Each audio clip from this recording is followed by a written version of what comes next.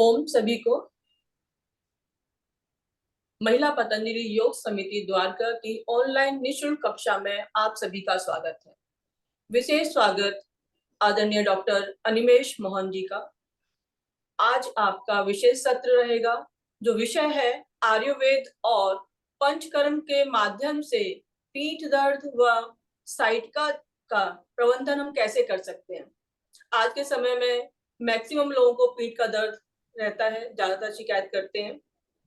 तो आपके मार्गदर्शन में हम सीखता पाएंगे कुछ इस विषय पे। आपका स्वागत है और मैं रिक्वेस्ट करूंगी आदरणीय दीपन जी से कि वो आपका परिचय हम सब साधकों को कराएं। जी, आदरणीय दीपन जी। जी, डॉक्टर अनिमेष मोहन जी हमारी क्लास में पहले भी आ चुके हैं। जो निदेशक वो पंचकर्म के सलाहकार हैं कायाबंधु मल्टी स्पेशलिस्ट आयुर्वेदिक हॉस्पिटल में और पंचकर्म कल्याण केंद्र बरेली में, तथा असिस्टेंट प्रोफेसर और कंसल्टेंट हैं धन्वंतरी आयुर्वेद मेडिकल कॉलेज बरेली में। साथ ही अनिमेष जी आयुर्वेदा सॉल्यूशन के फाउंडर भी हैं। Doctor Animesh Mohan highly qualified है आयुर्वेदा के, और जिन्होंने पंचकर्म में गोल्ड मेडलिस्ट भी लिया हुआ है, और इन्होंने AIIMS Delhi, SDM college Hassan Karnataka और बनारस हिंदू यूनिवर्सिटी से योग में डिप्लोमा कोर्स भी किया हुआ है। सर का आज का विषय है आयुर्वेद और पंचकर्म के माध्यम से पीठ दर्द और साइटिका का प्रबंधन। सर, आप आज का क्लास स्टार्ट करें।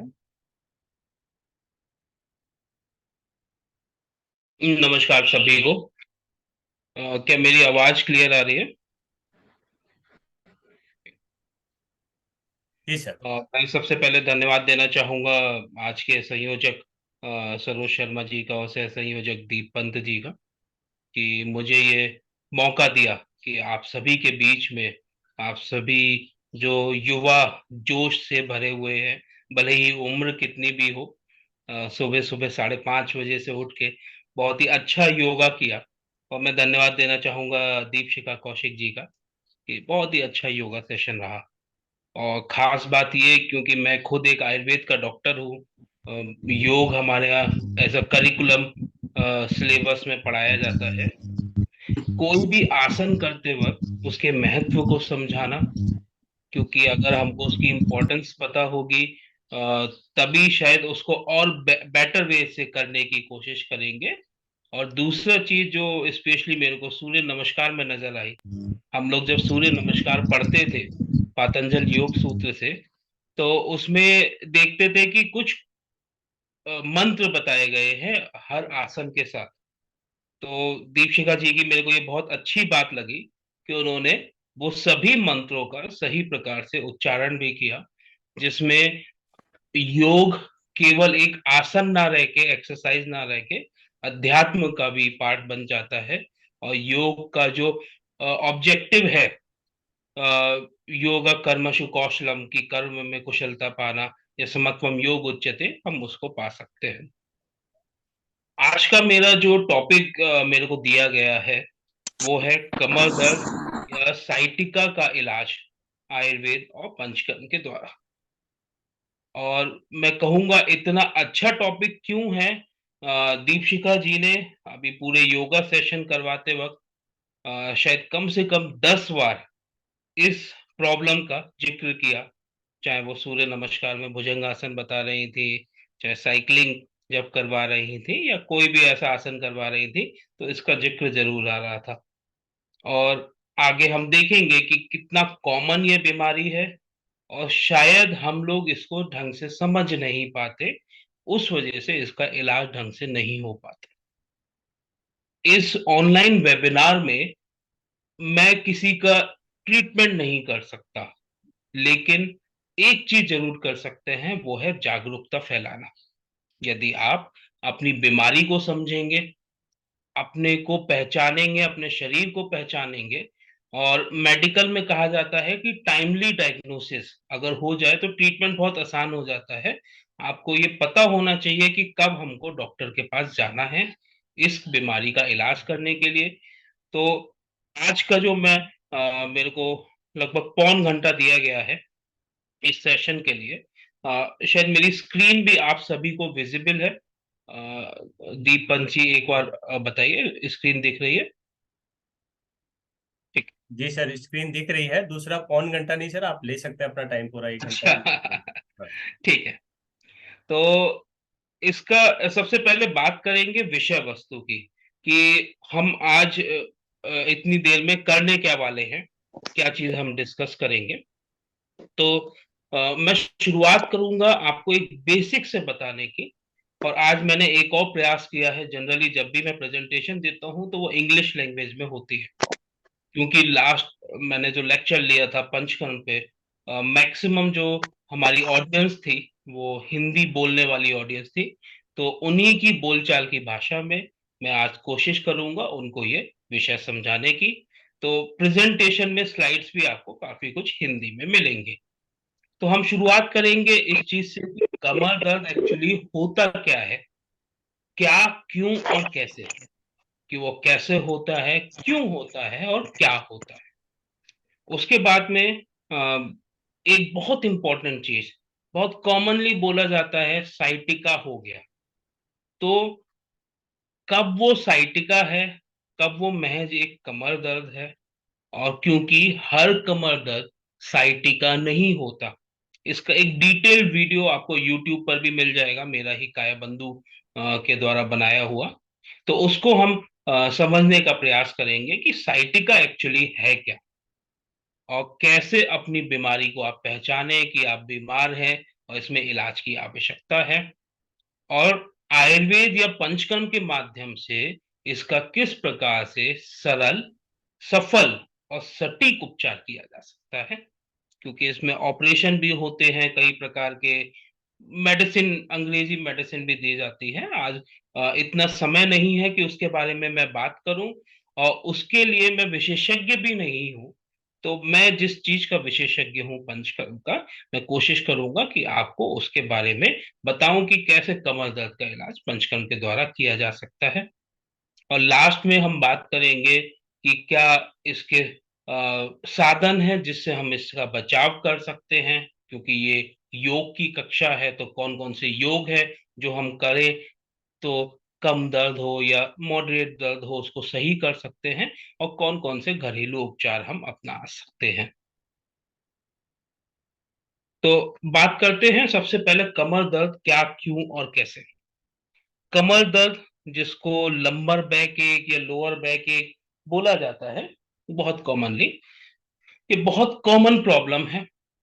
और इसमें जरूरी नहीं कि किसी को दर्द हो, या तो दर्द हो या फिर कुछ डिस्कम्फर्ट वाला फीलिंग हो, कि अजीब सा लग रहा है या भारीपन लग रहा है। कहां पर हो? पीठ में पसलियां और कमर के ऊपर। वो कमर मतलब जो नीचे की हड्डी है हिप बोन की, उसके बीच में अगर दर्द होता है तो उसको कमर का दर्द बोला जाता है। ये बहुत कॉमन चीज है, लेकिन इसकी इंटेंसिटी वेरी कर सकती है। किसी को हल्का फुल्का दर्द हो सकता है, तो किसी को इतना सीवियर दर्द हो सकता है कि उसका पोजीशन चेंज करना भी मुश्किल पड़ जाए, इवन करवट बदलना भी मुश्किल पड़ जाए। और ये इतना भी हो सकता है कि इससे पैरों में लकवा तक मार सकता है। तो ये बीमारी इंपॉर्टेंट है, इसलिए इसके बारे में बात करेंगे।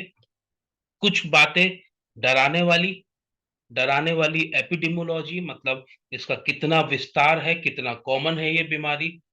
तो कुछ रिपोर्ट्स में पाया गया है, स्पेशली इंडिया में, कि लगभग 60 से 90% पॉपुलेशन को जीवन में किसी न किसी समय कभी कमर दर्द की समस्या होती है, चाहे वो माइल्ड हो या मॉडरेट हो। और एक और डराने वाला तथ्य ये है कि 80 से 90% मरीज जिनको कभी कमर दर्द हुआ, उनको दोबारा से भी ये पेन होता है या रिकरेंट एपिसोड होता है, चाहे वो एक हफ्ते बाद हो, एक महीने बाद हो या कुछ साल बाद हो। और डॉक्टरों के पास जाने के लिए जो कारण होता है मरीजों के पास, तो उन कारणों में दूसरा सबसे बड़ा कारण जो है वो कमर दर्द है। आगे बात करते हैं कुछ अच्छे तथ्य जो थोड़ी सी खुशी देंगे। तो सबसे बड़ा तथ्य यह है कि 80 से 90% रोगी महीने भर के अंदर अंदर सही हो जाते हैं, अगर वो प्रॉपर इसका मैनेजमेंट करें। मात्र 20 से 30% रोगी रहते हैं जिनका ये कमर दर्द थोड़े लंबे समय तक चलता है। और एक चीज ये भी है जिसको सीरियस लेने की बात है कि 5 से 10% रोगी कमर दर्द के ऐसे होते हैं जिनके अंदर कोई जटिलता या डिसेबिलिटी आ सकती है। ये डिसेबिलिटी क्या हो सकती है कि हमारी जो एड़ी है वो एकदम ड्रॉप हो जाए। इसको फुट ड्रॉप बोलते हैं, कि हम पैर ऐसे रखते हैं तो वो पूरा का पूरा नीचे गिर जाए, चप्पल पहनना मुश्किल हो जाए। डिसेबिलिटी इतनी बड़ी हो सकती है कि हमारी चाल बदल जाए। डिसेबिलिटी इतनी बड़ी हो सकती है कि जो हमारी क्षमता है शरीर की, पेशाब को और मोशन को रोकने की, वो क्षमता खत्म हो जाए। तो इतनी बड़ी भी डिसेबिलिटी इसके अंदर हो सकती है अगर टाइमली मैनेजमेंट नहीं किया गया। तो बात करते हैं, सबसे पहले हमने अभी ये समझ लिया कि कमर दर्द क्या होता है, थोड़े से इसके फैक्ट्स को देखा। अब अगला समझते हैं कि कमर के दर्द के कारण क्या है। 4 कैटेगरी में मैंने इन कारणों को डिवाइड किया है, तो आप स्क्रीन पे देख पा रहे होंगे। सबसे पहला कारण मांसपेशियों का खिंचाव। आप जवान उम्र में हो या ओल्ड एज में हो, कभी भारी वजन अचानक से उठाया, गैस का सिलेंडर बहुत कॉमन प्रॉब्लम होता है कि वो थोड़ा भारी है, हमने उठाया और हमारे कमर में दर्द हो गया, तो उसको मसल स्ट्रेन या मसल स्प्रेन बोलते हैं, जो मांसपेशी के खिंचाव के कारण होता है। कई बार झटका लगने से या चोट लगने से, कि हम सीढ़ियों से गिरे और कमर में चोट लग गई, या फिर हमारे भारत की बहुत अच्छी अच्छी जो सड़कें हैं, उसमें अगर हम भारत के ऑटो में बैठ करके चलते हैं, तो वो झटका लगने से जब हम अगर 1 घंटे का सफर कर ले तो हमारे कमर में दर्द हो जाता है। दूसरा, आजकल का लाइफ स्टाइल। ये आप लोगों के लिए नहीं है, क्योंकि आप लोग तो सुबह सुबह 5 बजे उठ के योगा कर रहे हैं। ये उन लोगों के लिए जिनका बहुत सिडेंटरी लाइफस्टाइल होता है। एक जगह से उठे, दूसरे जगह बैठ गए, दूसरी जगह से उठे, फिर कहीं और बैठ गए। तो उससे होता क्या है, यूज एंड डिसयूज की थ्योरी है कि हम जिस चीज को जितना यूज करेंगे वो उतना स्ट्रांग बनेगी, और जिस चीज को जितना कम यूज करेंगे वो उतना वीक होती जाएगी। तो जैसे बॉडी बिल्डर उस मसल को यूज कर करके स्ट्रांग बना लेता है, हमारे सेडेंटरी लाइफस्टाइल की वजह से, फिजिकल एक्टिविटी कम होने की वजह से, ये लगातार बहुत देर बैठने की वजह से वो मसल वीक हो जाती है, और हमको एक कॉन्सिस्टेंट लगातार बने रहने वाले कमर दर्द की शिकायत हो जाती है। ओबेसिटी एक कारण होता है, जिसमें क्योंकि लोड जो है पूरा बॉडी का घुटनों पे और कमर पे आता है, तो उसकी वजह से मसल में स्ट्रेन हो सकता है। उसके अलावा कुछ अलग चीज जो नॉर्मली लोग एक्सपेक्ट नहीं करते, वो होते हैं कुछ मानसिक कारण, यानी डिप्रेशन, स्ट्रेस या एंजाइटी। कई बार ये मिसडायग्नोज किया जाता है, क्योंकि आजकल का सिनेरियो क्या है कि जब पेशेंट डॉक्टर के पास जाता है, डॉक्टर के पास मात्र 1 या 2 मिनट रहता है पेशेंट को देखने के लिए, तो उतने में वो केवल समस्या सुन सकता है, उन समस्या का कारण नहीं जान सकता। तो सुना कि कमर में दर्द है और दर्द की गोली लिख दी, पर वो ये नहीं जाना कि वो कितना स्ट्रेस में चल रहा है। तो स्ट्रेस में होने के कारण मसल में पेन होना बहुत कॉमन चीज है। ये आप लोगों को भी बता सकता हूं कि जैसे कई बार आप लोगों की लाइफ में अगर बहुत ज्यादा स्ट्रेस होगा, तो गर्दन के इस जगह पर बहुत तेज पेन हो सकता है, जो यहां से लेकर यहां तक जाए। तो उस केस में वो कारण कोई नस का दबना या आर्थराइटिस नहीं, वो स्ट्रेस होता है। तो एक कारण ये भी है। पहली स्लाइड में हमने देखा कि कई सारे कारण तो हैं, पर अभी तक जो बोला जाता है डिस्क बल्ज हो गया या नस दब गया या कोई बीमारी, वो तो अभी तक आई नहीं। तो आगे देखते हैं। एक्चुअली मेजर कारण जो कमर दर्द के हैं वो यही होते हैं। ये टेम्परेरी होते हैं और थोड़े टाइम तक इसका मैनेजमेंट करने पे ये सही हो जाते हैं। दूसरा कारण देखते हैं, तो वो है इन्फ्लेमेशन, यानी कि सूजन या इन्फेक्शन हो हमारे कमर के लिगामेंट्स का या जॉइंट्स का, पीछे ये जो हड्डी होती है सेक्रो इलियक जॉइंट होता है, उसको रोकने के लिए, उसको पकड़ने के लिए। अगर सेक्रम, नीचे का सेक्रम और ये साइड वाला इलियम, इस जगह पे जहां पे जुड़ रहा है वहां पे सूजन हो जाए तो भी ये कमर के दर्द जैसा लगता है। वहां पे यदि इन्फेक्शन हो जाए तब भी ये कमर के दर्द की शिकायत देता है।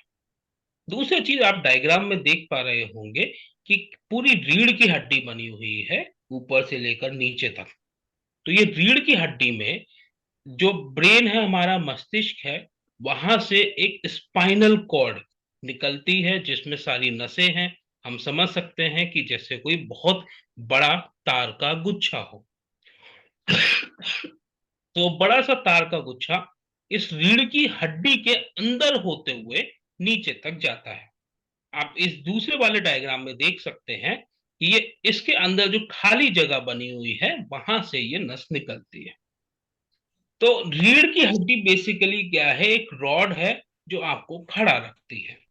लेकिन हम जब खड़े होते हैं तो हम केवल सीधे खड़े नहीं होते हैं, हम आगे भी झुकते हैं, पीछे भी झुकते हैं, साइड में भी झुकते हैं।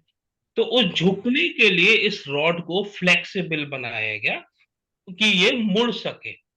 अब फ्लेक्सिबल बनाने के लिए साथ साथ इसको मजबूत भी रखना था।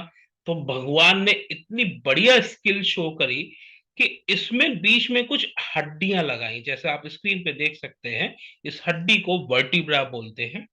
तो जैसे हम सिक्के रखे हैं कई सारे, तो वो सिक्के जो हार्ड हार्ड हैं वो उसको वर्टिब्रा बोला। तो कुल मिला के 26 वर्टिब्रा हमारे शरीर में होती हैं। और उन वर्टिब्रा, दो हड्डियों के बीच का हिस्सा, वहां पे एक सॉफ्ट सी गद्दी लगाई। वो गद्दी का पर्पस ये था कि जब हम इसको मोड़ेंगे, आगे झुकेंगे, तो ये गद्दी दब जाएगी। जब पीछे झुकेंगे तब ये गद्दी नॉर्मल पोजीशन पे आ जाएगी। ये गद्दी ही आपको आगे झुकने और पीछे मुड़ने या किसी भी डायरेक्शन में मुड़ने में मदद करती है। लेकिन यदि ये गद्दी बाहर को निकल आए, और कहां पे निकल आए, पीछे की तरफ, जहां से हमारा वो तारों का गुच्छा या नसों का गुच्छा, स्पाइनल कॉर्ड निकल रही थी, तो वो नसों को दबाना चालू कर देती है। तो नर्व कंप्रेशन उसको बोलते हैं, नस दबने के कारण। तो ये नस दबने के कारण कई प्रकार हो सकते हैं कि ये डिस्क जो गद्दी है ये केवल बाहर निकली तो डिस्क बल्ज। अगर ये गद्दी जो है वो फट गई तो एनुलर टीयर। और इस गद्दी का मटेरियल बाहर निकल आया उस छेद से तो डिस्क हर्निएशन। तो उसके कारण वो नस दबने लगी। दूसरी चीज, कई बार क्या होता है, क्योंकि हमारा खान पान आजकल ऐसा होता है कि हमारे बॉडी को प्रॉपर नरिशमेंट नहीं मिल पाता। ये गद्दी को भी लगातार नरिशमेंट की आवश्यकता है, न्यूट्रिएंट्स की आवश्यकता है। तो यदि ये पूरा नहीं मिलेगा तो ये सूखना चालू कर देती है, जिसको डिहाइड्रेशन या फिर डीजनरेटिव डिस्क डिसीज बोला जाता है। तो ये गद्दी यदि सूख जाएगी तो दोनों हड्डियां ज्यादा करीब आ जाएंगी और उसके बीच में से निकलने वाली नस दबने लगेगी। कई बार रीढ़ की हड्डी में भी गठिया होता है। जो गठिया आपके घुटनों में होता है वो बढ़ करके रीढ़ की हड्डी में भी जा सकता है, तो उसको ऑस्टियोआर्थराइटिस बोलते हैं। मेन चीज है नस दबना। तो जैसा हमने बताया कि गद्दी के कारण ये नस दब रही है।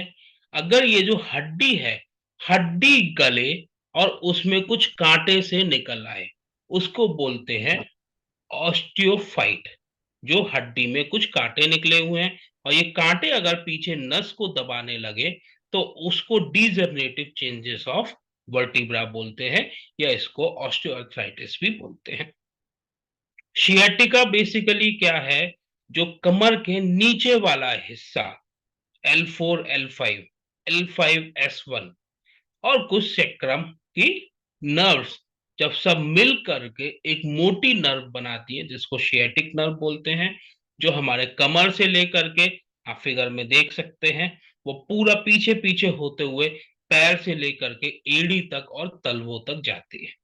ये एक बहुत मोटी नर्व है जो पूरे पैर को लगभग लगभग सप्लाई करती है। तो अगर वो नर्व कहीं से प्रेस होने लगे और जो हमको रोग हो रहा है, उसमें दर्द पैरों में होने लगे तो उसको सियाटिका बोलते हैं।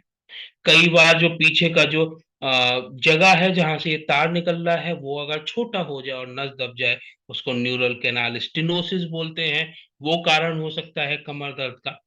और कई बार ये रीढ़ की हड्डी का आप देख रहे होंगे, जो चमकती हुई रीढ़ की हड्डी इसमें डायग्राम में दिखाई है, वो एक पर्टिकुलर तरीके से है। पहले वो अंदर गई गर्दन पे, फिर वो बाहर को निकली सीने पे, फिर वो अंदर गई कमर पे। तो ये जो प्रॉपर पैटर्न है, ये होता है हमारे वेट को रोकने के लिए। जिस प्रकार से जैसे आपके यहाँ कभी टेंट लगा हो, तो टेंट में 2 जगह या 3 जगह से रस्सी खींच करके बांधी जाती है कि वो उस डंडे को या टेंट को पूरी तरीके से रोक सके। उसी प्रकार से यहाँ पर मांसपेशियां बंधी हुई हैं और इसका एक पर्टिकुलर स्ट्रक्चर दिया गया है। यदि हम ठीक तरीके से नहीं बैठते हैं, यदि हम उल्टा सीधे तरीके से सोते हैं, तो ये पोस्चर रीढ़ की हड्डी का चेंज हो जाएगा और उसके कारण स्कोलियोसिस या काइफोसिस हो सकता है। आप बहुत देखते होंगे ओल्ड एज की लेडीज के पीछे कूमर सा निकल आया, उसको कूमर निकलने को काइफोसिस बोलते हैं। और कई बार हड्डी वो सीधी ना रह के रीढ़ की हड्डी आड़ी तिरछी ऐसे घूम जाती है, उसको स्कोलियोसिस बोलते हैं। और जरूरी नहीं कि ये केवल रीढ़ की हड्डी घूमने की समस्या हो, कई बार फ्रैक्चर होने के कारण भी कमर का दर्द होता है। उस एरिया में अगर फ्रैक्चर हो, तब हमको ऐसा ही लगेगा कि जैसे वहां पे कोई और समस्या हो। तो अगर किसी को चोट लगी है तो इस चीज का विशेष रूप से ध्यान देना है कि कहीं उसके फ्रैक्चर तो नहीं। तीसरे कारणों पे, कैटेगरी ऑफ कारणों पे जाएंगे, तो उसमें 2 चीजें हैं बहुत इंपॉर्टेंट हैं, पर्टिकुलरली उन महिलाओं के लिए जो 40-45 की उम्र से ऊपर है, जिनका मासिक पीरियड आना बंद हो चुका है। नॉर्मली ये देखा गया है, और जब मैं अपनी रेगुलर ओपीडी देखता हूं तो देखता हूं कि मैक्सिमम फीमेल जिनको मीनोपॉज हो गया, या फिर अगर आपको हिस्टेरेक्टोमी हुई है, यूट्रस निकाल दिया गया, ओवरी के साथ निकाल दिया गया, तो उस केस में बहुत चांसेस होते हैं कि आप ऑस्टियोपोरोटिक हो जाएं। ऑस्टियोपोरोटिक या बोन में ऑस्टियोपोरोसिस जो होता है, वो एक ऐसी बीमारी है जिसमें हड्डियां कमजोर हो जाएं या खोखली हो जाएं। तो खोखली होने की वजह से, जैसे आप डायग्राम में देख सकते हैं, ये हड्डी पूरा भार नहीं ले पाती शरीर का, और इसमें इसकी हाइट रिड्यूस हो जाती है, जिसको कंप्रेसिव फ्रैक्चर बोलते हैं। क्योंकि उस पर वजन लगने की वजह से वो कमजोर थी, वो दब गई। तो ऐसी कोई भी महिला जिसको हिस्टेरेक्टोमी हुई हो, उनको डॉक्टर भी निर्देश देते हैं कि आप कैल्शियम का सेवन करें। और अगर महिलाएं जो 45 से ऊपर की हैं और महीना आना बंद हो गया है, वो लोग भी कैल्शियम का सेवन करें। हमारी बॉडी नॉर्मली कैल्शियम को लेती है, उनसे हड्डी बनाती है, और ये प्रोसेस हड्डी को बनाने का बिगाड़ने का हमेशा चलता रहता है। लेकिन ये पूरा का पूरा प्रोसेस हार्मोन से गवर्न होता है। पीरियड्स बंद होने के बाद, मेनोपॉज के बाद, ये हार्मोन्स ऊपर नीचे होने लगते हैं, जिसके कारण ये ऑस्टियोपोरोसिस की समस्या होती है। और अगर आपको थायराइड की समस्या है, तो ये आपके लिए भी एक चेतावनी है कि अपने हड्डियों की जांच करवाएं। अगर थायराइड प्रॉपरली मैनेज नहीं चल रहा है, तो उस केस में भी ऑस्टियोपोरोसिस समस्या हो सकती है। तो इसकी जांच के लिए आप एक डेक्सा स्कैन या फिर बोन मिनरल डेंसिटोमेट्री होती है, उसकी जांच करा सकती है। वहां पे एक एक हड्डी का डेंसिटी आ जाएगा और बता देंगे कि वो किस लेवल में अभी लाई कर रहा है।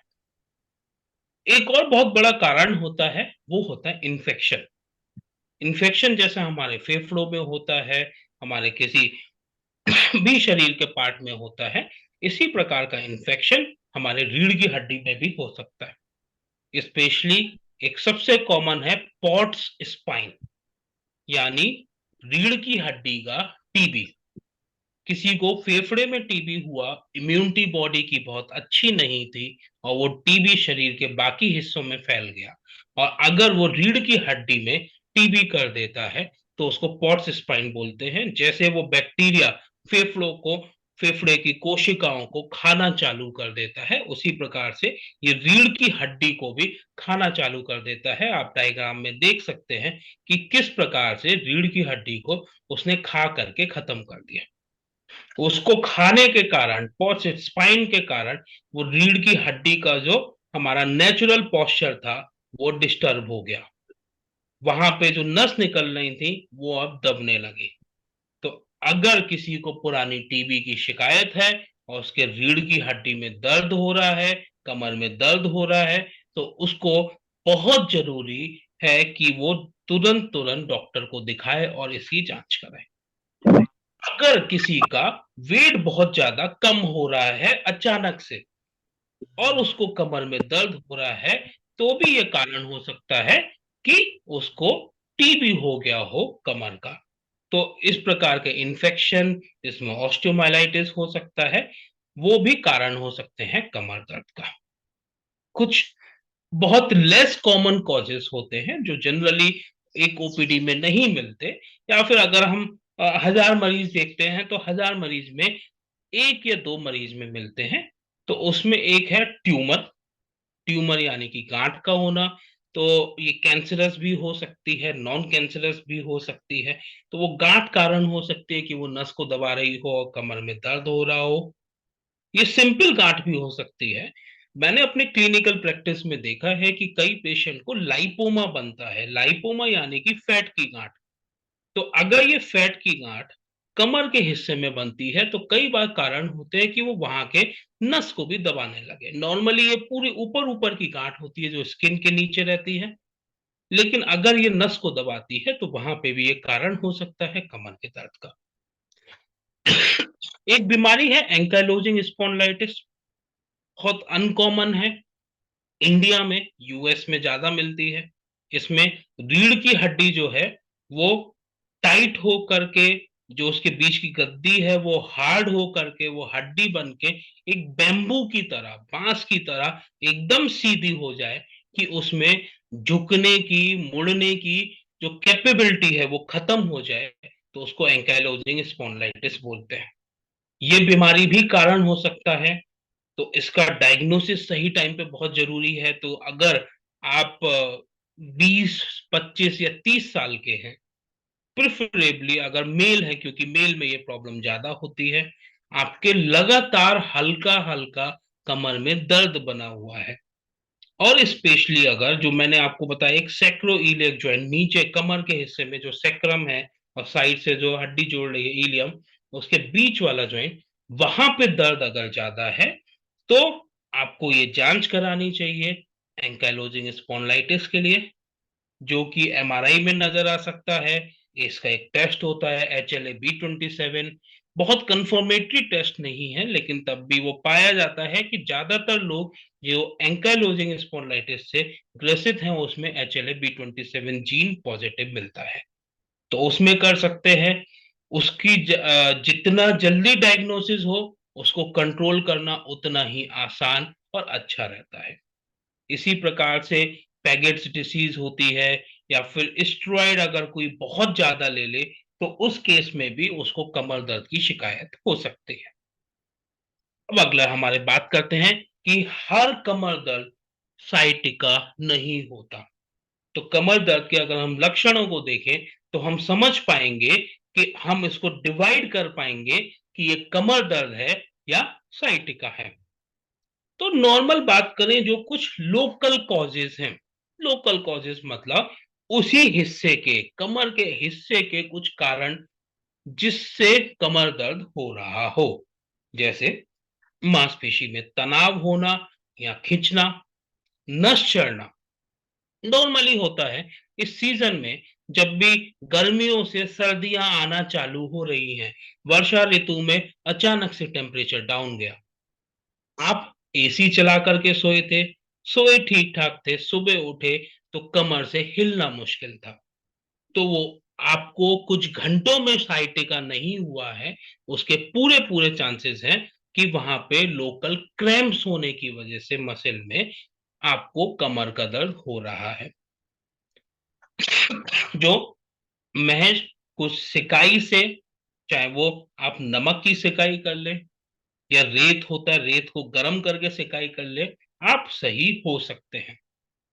कई बार क्या होता है, ओल्ड एज में या फिर कैल्शियम की डेफिशिएंसी होने के केस में नस चढ़ने लगती है। नस चढ़ना बेसिकली क्या है कि जो मसल्स हैं वो एकदम स्टिफ होती हैं या फिर एक के ऊपर एक मसल आ जाती हैं, तो ऐसा दर्द अचानक से होगा। स्पेशली ये दो कारणों से होता है कि जब हम सो रहे हैं, हमारी कुछ मसल्स रिलैक्स हो गई, उस टाइम पे कोई मसल एकदम कॉन्ट्रैक्ट हो गई, तो कहते हैं सोते सोते नस चढ़ गई। या फिर हम काम कर रहे थे, कुछ काम करते करते अचानक से हमको दर्द हो गया। तो ये वाला जो दर्द होगा वो हमेशा अचानक होगा, कि कुछ सेकंड पहले आपको दर्द नहीं था और एकदम कुछ सेकंड में ही आपको ये दर्द हो गया। तो वो साइटिका नहीं होता, वो एक नस चढ़ने का दर्द है।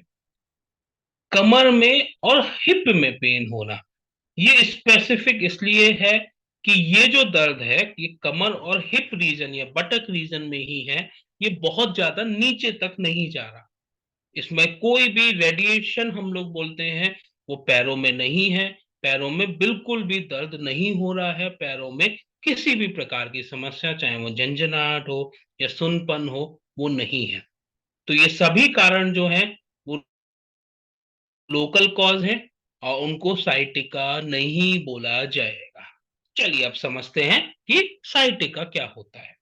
साइटिका में जरूरी क्या है कि आपके कमर में दर्द हो और वो कमर का दर्द आपका पैरों में जा रहा हो। पैरों से लेकर एड़ी या तलवे तक अगर वो जाता हुआ दर्द है, मरीज नॉर्मली क्या बताता है, कमर से पीछे पीछे होते हुए नीचे तक दर्द जा रहा है। वो थाई तक भी जा सकता है, घुटने तक भी जा सकता है या फिर एड़ी तक जा सकता है। वो हल्का भी हो सकता है और बहुत तेज भी हो सकता है। आयुर्वेद में इसको गृद्धसी रोग बोला गया है, जिसमें दो प्रकार बोले गए हैं, वातज और वात कफच। तो वातज वाला क्या होगा, उसके अचानक दर्द होगा, बहुत तेज होगा। वात कफच वाले को भारीपन ज्यादा लगेगा दर्द के मुकाबले, तो वो बैठ करके उठना उसका मुश्किल होगा। कई बार इसमें सुई चुभने जैसा दर्द होता है, कई बार ये लगातार होता है या रुक रुक करके होता है।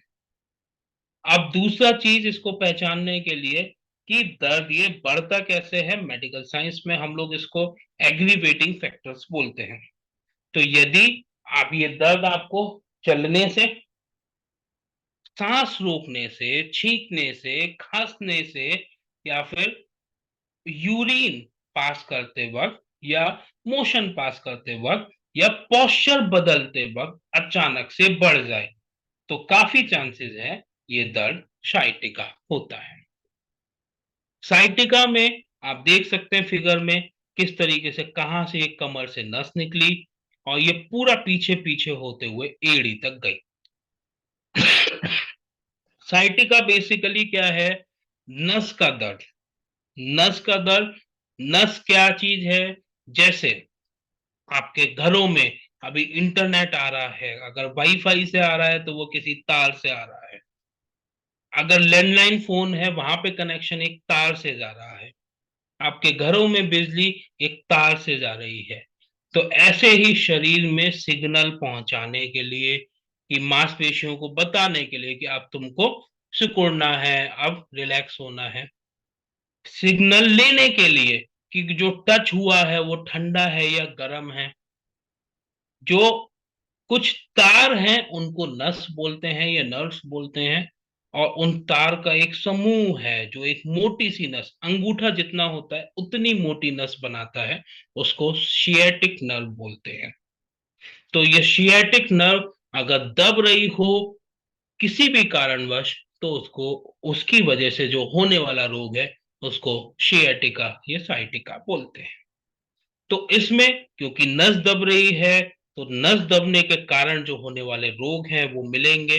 जैसे अगर सेंसरी, मतलब उसको जो सिग्नल लेने की क्षमता है वो बिगड़ जाए, तो या तो वहां पे आपको दर्द का एहसास होगा या पैरास्थीसिया मतलब सुन्नपन का एहसास होगा। अगर नस, ये भी आपको बता दो कि अगर नस L1 हिस्से में दब रही हो तो जांग के अंदर या ग्रोइन रीजन के पास में आपको सुनपन महसूस होगा। ऐसी L2 होगा तो जांग के नीचे की तरफ आपको सुनपन महसूस होगा। ऐसी L3 होगा तो जांग के लेटरल साइड में महसूस होगा। तो ऐसे ही अगर S1 होगा तो एंकल जो हमारा है उसके साइड वाले साइड में आपको सुनपन महसूस होगा। आपका एक कुशल डॉक्टर आपके सुनपन कहां पर हो रहा है उसको चेक करके ये बता सकता है कि आपकी कोई नस दब रही है क्या, और दब रही है तो कौन सी दब रही है। दूसरा चीज, ये सिग्नल लाने और ले जाने दोनों का काम करती है। तो सिग्नल अगर लाने की क्षमता कम होगी तो दर्द या सुनपन होगा, और सिग्नल अगर ले जाने की क्षमता कम होगी तो उसमें जो पर्टिकुलर मसल, मांसपेशी जिसको वो नर्व सप्लाई कर रही थी, उसमें वीकनेस आ जाएगी। वीकनेस आ जाएगी, वो पूरी तरीके से मुड़ नहीं पाएगी। तो पूरी तरीके से मुड़ेगी नहीं तो उसको बोलते हैं लॉस ऑफ पावर। जैसे अगर सर्वाइकल स्पॉन्डिलाइटिस में ये चीज होती है, आपकी जहां की नस दब रही हो, आपका जो हाथ है उसकी दबाने की पावर भी, ग्रिप की पावर भी रिड्यूस हो जाती है। उसी प्रकार से साइटिका नर्व जहां से दब रही हो तो जिस मांसपेशी को वो सप्लाई कर रही है उसकी भी पावर कम हो जाती है। और यदि ये पावर कम होना लगातार काफी समय तक चलती रहे तो वो मांसपेशी भी सिकुड़ जाती है, जिसको मसिल वेस्टिंग बोलते हैं। तो ये देखा जाता है जनरली लकवे के पेशेंट में, क्योंकि लकवा जब मारता है तो नस पूरी तरीके से नष्ट हो चुकी होती है। तो जिस हिस्से में लकवा मारा है, 1 साल 2 साल बाद वो वाला हिस्सा, वो वाला पैर या वो वाला हाथ कुछ पतला हो जाता है एज कंपेयर टू दूसरे पैर से। उसके अलावा क्योंकि नस जो निकल रही है वो केवल मांसपेशी तक नहीं जाती, वो बाहर की मांसपेशी के साथ साथ अंदर की मांसपेशियों को भी सप्लाई करती है। अंदर की मांसपेशियां मतलब जो हमारे यूरिनरी ब्लडर के आसपास की मांसपेशी है। जो स्पिंक्टर होता है, एक गेट होता है रोकने के लिए कि पेशाब बाहर ना निकले, उसकी जो मांसपेशी है।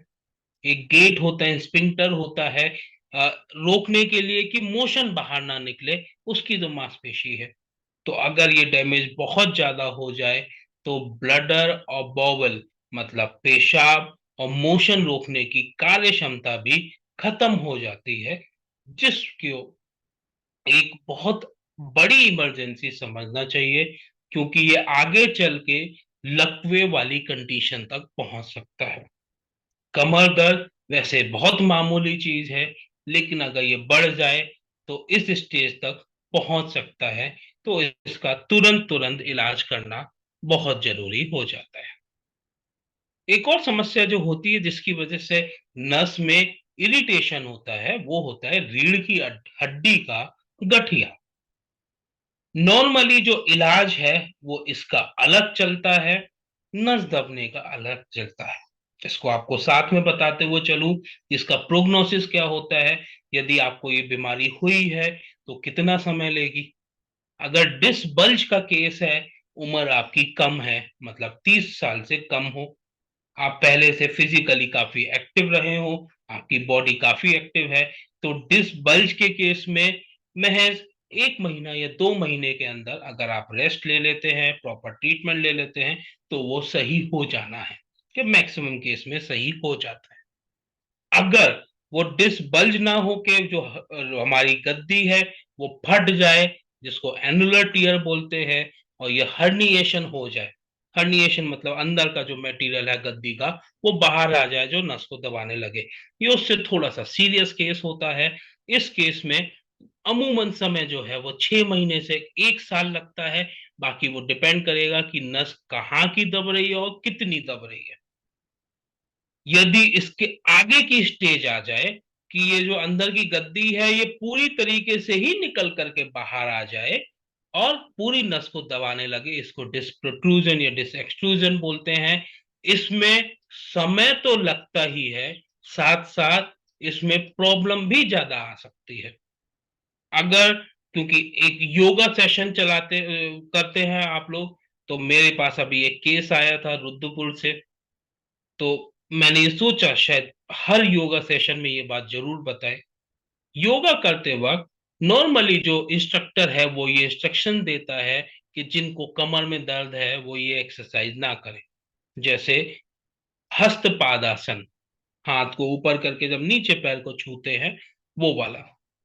अगर उसको बहुत तेजी से करें या फिर सूर्य नमस्कार को भी बहुत तेजी से करे, तो कई बार अचानक से झटका लगने के कारण जो नस पहले से ही थोड़ी दबी हुई है वो बहुत ज्यादा दब जाती है। तो ऐसा ही केस एक मेरे पास रुद्रपुर से आया था। क्योंकि योगा की जब क्लासेस लग रही होती हैं, हर कोई एक दूसरे से कंपटीशन करने का प्रयास करता है कि वो मेरे से अच्छा कैसे कर सकता है, भले ही मेरी शारीरिक स्थिति कुछ भी हो, भले ही मेरी उम्र कुछ भी हो। लेकिन वो जोश में करा हुआ योगा हमारे लिए कितना भारी हो सकता है, वो एक योगा करने के कारण उन रोगी का डिस्क पूरी तरीके से निकल करके बाहर आ गया और नस को इतना दबा दिया कि उनके लेफ्ट साइड का जो पंजा था, पैर का पंजा, वो नीचे गिर गया, जिसको फुट ड्रॉप बोलते हैं। उनसे चप्पल पहनना मुश्किल हो गया, चलते वक्त पैर यूं नीचे लटका रहता था, तो नॉर्मली चलना मुश्किल हो गया, केवल उस योगा को गलत तरीके से करने के लिए। तो ऐसे केस में हमको तुरंत मेडिकल ट्रीटमेंट लेना चाहिए। फिर एक और बीमारी होती है जो रीढ़ की हड्डी का गठिया है। तो ये गठिया कारण हो सकता है साइटिका का, लेकिन यदि ये कारण है तो ये बीमारी 1 महीने या 2 महीने में सही होने वाली नहीं है।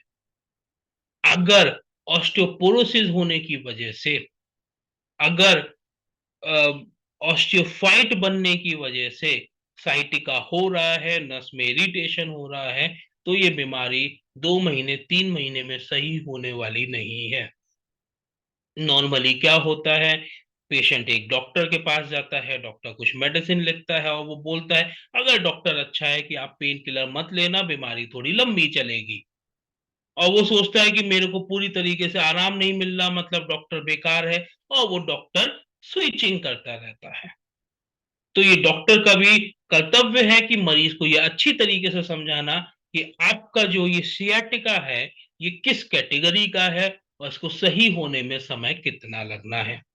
और पेशेंट को भी पेशेंस रखने की आवश्यकता है कि उसकी जो बीमारी है वो बहुत जल्दी नहीं सही होगी, और अगर वो बहुत शॉर्टकट पे गया, कई लोग इंजेक्शन लगवा लेते हैं दर्द के, कई लोग स्टेरॉइड के इंजेक्शन तक लगवा लेते हैं कमर में।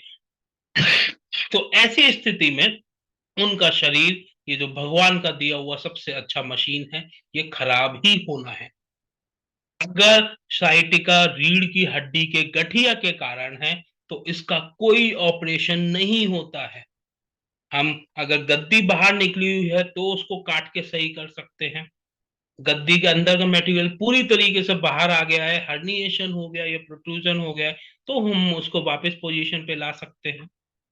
अगर दो हड्डियों के बीच का गैप बहुत ज्यादा कम हो गया है या फिर डिस्क हमारी सूख गई है, तो उस केस में भी ऑपरेशन होता है कि हम नेल डाल के इसको दूर दूर कर सकते हैं। लेकिन अगर रीढ़ की हड्डी में कुछ कांटे बन रहे हैं, ऑस्टियोफाइट बन रहे हैं, जो बहुत इजीली आपको एक्सरे में भी दिख जाएंगे, एमआरआई में दिख जाएंगे, उस केस में कोई ऑपरेशन नहीं होता। और जल्दबाजी में आके ऑपरेशन की गलती नहीं करना है, क्योंकि ये उसी प्रकार से होगा जैसे हम एक खोखली दीवार में ड्रिल करना चालू करें। तो जो इस दीवार की स्थिति होगी वही स्थिति आपके शरीर की होगी, और शायद इस जन्म में आप इस शरीर को नहीं चेंज कर सकते। तो इसका पूरा ध्यान रखें।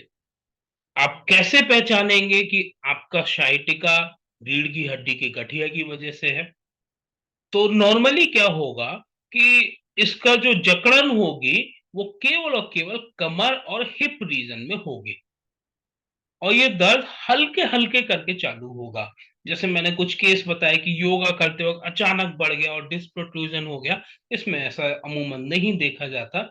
ये 3 महीने 6 महीने में हल्के हल्के करके बढ़ता हुआ चलेगा। दूसरा क्या होता है, नॉर्मली अगर हम रेस्ट कर लेते हैं तो हमारे दर्द कुछ कम हो जाते हैं, लेकिन ये वाला जो गठिया है, ये जब आप सो के उठेंगे तब दर्द सबसे ज्यादा होगा। या फिर अगर कुछ देर तक आप कोई एक्टिविटी नहीं करेंगे, कुछ काम नहीं करेंगे, तो ये दर्द बढ़ जाएगा। और जब आप थोड़ा बहुत चल फिर लेंगे, थोड़ी एक्टिविटी कर लेंगे, एक्सरसाइज कर लेंगे, तो ये दर्द कम हो जाएगा। तो जैसा आप स्क्रीन पे देख सकते हैं कि किस तरीके से ये हड्डी कांटे के तरीके से आगे बढ़ रही है, ऑस्टियोफाइट बना रही है, और पीछे जो नस आ रही है वो दब रही है, उसके कारण ये साइटिका की दिक्कत हो रही है। तो उसको इस तरीके से पहचाना जाए। कई सारे रिस्क फैक्टर होते हैं जो इस बीमारी को बढ़ाते हैं। उसमें से कुछ फैक्टर ऐसे हैं जो हम बदल सकते हैं, और कुछ ऐसे हैं जो हम नहीं बदल सकते, बस हम पहले से सचेत हो सकते हैं। तो ना बदलने वाले फैक्टर्स में सबसे पहले है उम्र।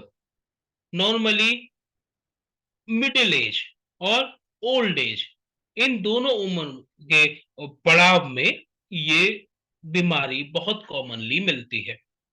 तो अगर आप ओल्ड एज के हैं, आपके कमर में दर्द हो रहा है, तो एक नॉर्मल प्रोसेस है। जनरली देखा गया है कि पुरुषों में इस प्रकार की बीमारी ज्यादा होती है महिलाओं के मुकाबले। और अगर आपके परिवार में पहले से कमर दर्द की शिकायत है तो आप में होने के चांसेस ज्यादा होते हैं। अगर कमर में कोई चोट लग गई, जैसे आप सीढ़ी से गिर गए, या कभी आप गिरे तो कमर के बल गिरे, तो उस केस में ये बीमारी होने के चांसेस ज्यादा होते हैं। अगर आपका पहले से कोई कमर का ऑपरेशन हो चुका है तो आपको ये बीमारी होने के चांसेस ज्यादा होते हैं। आप यदि प्रेग्नेंट है, तो अपने क्लिनिकल एक्सपीरियंस में हमने देखा है कि अगर माँ का वजन कम हो, बहुत ज्यादा कम, क्योंकि आजकल लोग अपने स्ट्रक्चर को, बॉडी स्ट्रक्चर को मेंटेन करने के लिए बहुत ज्यादा डाइटिंग करके एकदम जीरो फिगर बनाने का प्रयास करते हैं। अगर ऐसी फीमेल जब प्रेग्नेंट होती हैं और अगर बच्चे का वजन अच्छा हो, तो 7वें या 8वें महीने से उनको कमर दर्द की प्रॉब्लम चालू हो जाती है। दूसरा चीज, पहले मैक्सिमम जो डिलीवरी होती थी या बच्चे का जो जन्म होता था वो नॉर्मल डिलीवरी से होता था, जो एक बॉडी का एक नॉर्मल प्रोसीजर है। लेकिन इस समय लोगों की कैपेसिटी कम होने के कारण, दर्द सहन करने की, या फिर मेडिकल सेक्टर में बिजनेस बढ़ने के कारण मैक्सिमम डिलीवरी जो है वो ऑपरेशन के थ्रू हो रही है। तो उस ऑपरेशन में जो आपको बेहोश करने के लिए या सुन्न करने के लिए पैर के नीचे का हिस्सा जो एनेस्थीसिया दिया जाता है, वो कमर के रास्ते दिया जाता है। तो कमर में जो ये रीढ़ की हड्डी है उसके बीच से ही होते हुए ये इंजेक्शन लगाया जाता है। तो बहुत सारे फीमेल्स में ये इंजेक्शन लगने के बाद एक परसिस्टेंट कमर का दर्द रहने की शिकायत भी मिलती है।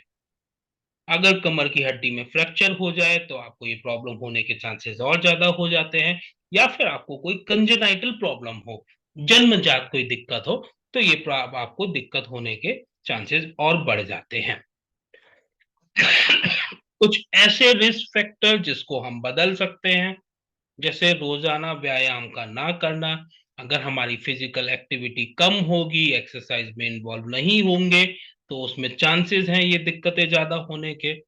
लंबे समय तक बैठकर काम करना, ये दिक्कत है मैक्सिमम इंजीनियरिंग सेक्टर वाले, जो हमारे कम उम्र के लोग हैं, जो 20-25 साल या 30 साल के हैं, कोडिंग का काम कर रहे हैं, वर्क फ्रॉम होम कर रहे हैं। तो वो उल्टे सीधे तरीके से बैठते हैं, बेड पे बैठ के काम कर रहे हैं, और घंटों घंटों लगातार एक ही पोस्चर में बैठ करके काम कर रहे हैं तो उनमें ये समस्या होने के चांसेस, ये बीमारी होने के चांसेस कई गुना बढ़ जाते हैं। सिगरेट पीना नॉर्मली फेफड़ों को तो खराब करता ही है, वो आपकी हड्डियों को भी खोखला बनाता है। ऑस्टियोपोरोसिस का मेजर कारण सिगरेट पीना भी होता है। तो अगर आपकी हड्डी कमजोर होगी तो उस केस में वो खोखली होने के कारण कमर में दर्द होने का भी एक कारण ये हो सकता है। और जो ओवरवेट है वो ऑलरेडी हमने बताया है कि किस वजह से वो कमर में दर्द करता है, ये उसका रिस्क फैक्टर है। सही पोस्चर में ना बैठना।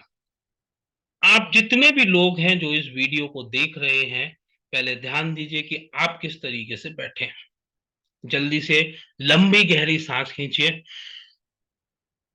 और आओ आप देखेंगे हल्के हल्के सांस छोड़िए कि आपका पोस्चर सही हो गया।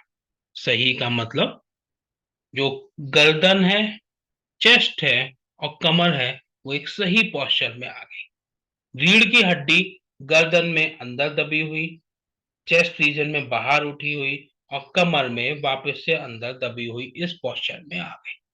अगर आप आगे झुक के बैठते हैं, पीछे झुक के बैठते हैं या आड़े तिरछे बैठते हैं तो ये कारण हो सकता है आपके कमर के दर्द का, और एक ये लंबी बीमारी भी बन सकती है। लंबे समय तक अगर दवाइयों का सेवन किया जाए, जैसे हमने बताया स्टेरॉइड का, तो वो भी ऑस्टियोपोरोसिस करवाती है और ये बीमारी करती है। अब बात आती है कि आप कैसे पहचाने अपनी बीमारी को, या आप कैसे जाने कि आप साइटिका से बीमार हैं क्या। तो सबसे पहले शुरुआत होती है पर्सनल और फैमिली हिस्ट्री से। हिस्ट्री यानी कि आपके जीवन का इतिहास। क्या आपका पर्सनल इतिहास ऐसा रहा है कि आपको कोई कमर में चोट लगी या कमर में दर्द हुआ, तो जैसा हमने बात करी थी कि रिकरेंस रेट 80% तक होता है, तो चांसेस हैं कि वो दोबारा से हो। कि आपके फैमिली में इस प्रकार का इतिहास रहा है कि आपके ब्लड रिलेशन में किसी को ये दिक्कत है, तो आपके भी होने के चांसेस थोड़े से बढ़ जाते हैं। तो इसमें आप प्रीवियस एक्सपीरियंसेस देखेंगे कि पहले आपको क्या एक्सपीरियंस हुआ। अगली चीज आती है प्रोफेशनल। वर्ल्ड हेल्थ ऑर्गेनाइजेशन के अकॉर्डिंग प्रोफेशनल हैजार्ड्स में सबसे बड़ा रेशियो 37% कमर दर्द का या साइटिका का आता है। प्रोफेशनल हैजार्ड यानी कि आप जो कार्य कर रहे हैं उसके कारण होने वाली आपको बीमारी।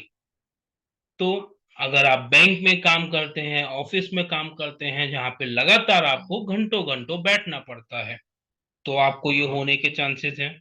अगर आपका फील्ड वर्क का जॉब है और आप बाइक पे बहुत लंबे लंबे टाइम तक जल की मूवमेंट से जाते हैं तो आपको ये होने की चांसेस हैं। और अगर आपका कार्य ऐसा है कि जहां पे हैवी वेट उठाने पड़ते हैं, मैनुअल वर्क है, लेबर वर्क है, तो ये होने के चांसेस बहुत ज्यादा है। अपना एक एक्सपीरियंस आपको बताता हूँ। हम लोग मेडिकल कैंप के लिए अलग अलग एरिया में जाते हैं। तो एक बार मैं मेघालय गया था, हमारे उत्तर पूर्वी भारत का एक राज्य। वहां का मेजर जो काम था गांव में, क्योंकि वहां पे पथरीले पहाड़ है, तो खेती किसानी नहीं हो पाती, वहां पे झाड़ू के पेड़ होते हैं। तो वहां की ज्यादातर फीमेल्स जंगलों में जाके उन पेड़ों को काट के लाती हैं, उनकी पत्तियों को, उनकी डंडियों को, और उसको अपने पीठ पे रख के कई दूरी तक, काफी दूरी तक उसको उठा के चलती है। तो जब हम वहां पे कैंप लगाने गए तो हमने पाया लगभग 90% लोगों को कमर दर्द की समस्या थी। तो अगर ऐसा है तो हम इसको और ज्यादा आगे बढ़ने ना दें, उनको हम प्रिकॉशन बताएं कि कैसे क्या ध्यान देना है, कैसे उनका पोस्चर चेंज करें, ये इसकी आवश्यकता है। और अगर वो दिक्कत बढ़ चुकी है तो वहां पे मेडिसिन की, पंचकर्म की या ऑपरेशन की आवश्यकता है तो वो करें।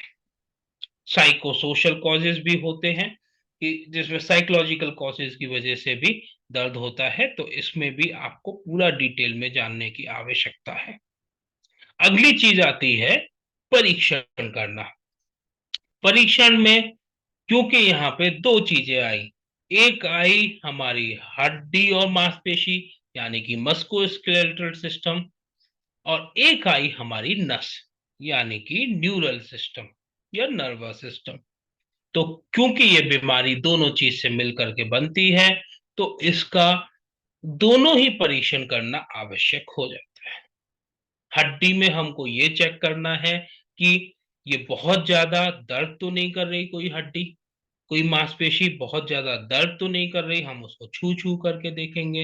अगर कमर के पास की हिस्सा दर्द कर रहा है तो उसको चेक करेंगे, उसकी पावर को चेक करेंगे कि वो कितना अपना जो कॉन्ट्रैक्ट करने की पावर है या कोई चीज उठाने की शक्ति है वो कितना कर पा रहा है। न्यूरल में हम लोग चेक करेंगे कि जो नर्वस सिस्टम के फंक्शन थे, जैसे सिग्नल को लेना, तो जो हमारा सेंसेशन था वो नॉर्मल है कि नहीं है, या फिर कुछ रिफ्लेक्सेस होते हैं जो डॉक्टर चेक करता है, उससे वो चेक करता है कि ऐसा है कि नहीं है। एक बेसिक से एग्जामिनेशन, बेसिक से परीक्षण जो आप घर पे भी कर सकते हैं। सीधे लेट जाइए, दोनों हाथों को जमीन पर रखिए और एक पैर को घुटना बगैर मोड़े सीधा सीधा ऊपर उठाना है। अगर ये ऊपर उठाते वक्त आपको 20 डिग्री पे, 30 डिग्री पे या 50 डिग्री पे या 60 डिग्री पे आपको पेन हो रहा है, तो ये SLR पॉजिटिव कहलाता है। तो काफी चांसेस होते हैं कि उस हिस्से की नस दब रही हो।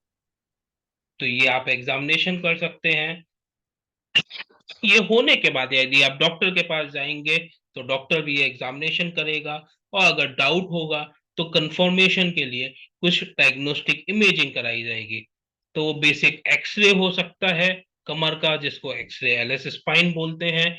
उसमें अगर आपकी रीढ़ की हड्डी का गठिया है तो वो एकदम साफ तरीके से नजर आएगा। अगर कंप्रेसिव फ्रैक्चर है तो वो अच्छे से नजर आएगा।